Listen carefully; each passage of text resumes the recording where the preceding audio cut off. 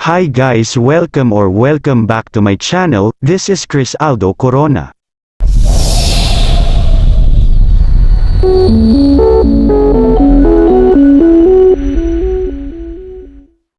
Alden hindi pa nga bang handang mag-asawa at magkaanak, maligaya kahit walang jowa? Aminado ang Asia's multimedia star na si Alden Richards na napapaisip din siya kung minsan tungkol sa estado ng kanyang love life ngayon. Nitong nagdaang January 2 ay nag-celebrate ang award-winning kapuso drama prince ng kanyang 32nd birthday kasama ang kanyang pamilya.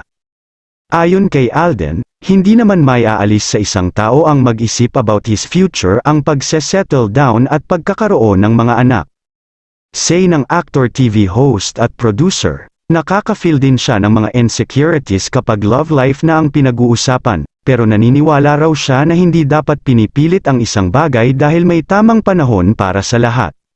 Sa interview ni Tony Gonzaga kay Alden para sa YouTube vlog nitong Tony Talks, diretsahan niyang sinabi na hindi pa siya handang lamagay sa tahimik at bumuo ng sariling pamilya. Say ni Alden, nitong mga nagdaang taon ay napapaisip siya kung kailangan na talaga niyang mag-asawa dahil sa kanyang edad.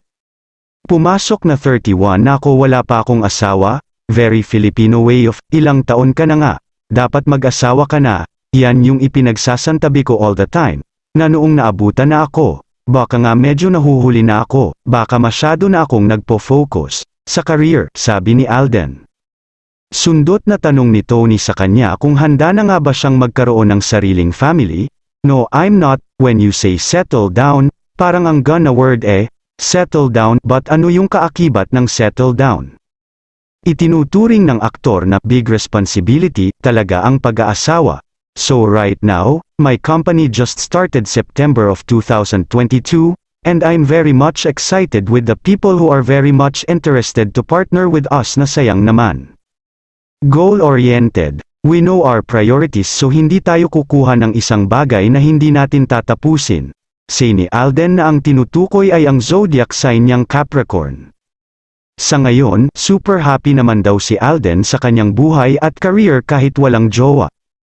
I'm happy, perfectly happy with what I have, what I'm able to do at the moment. I seize every opportunity.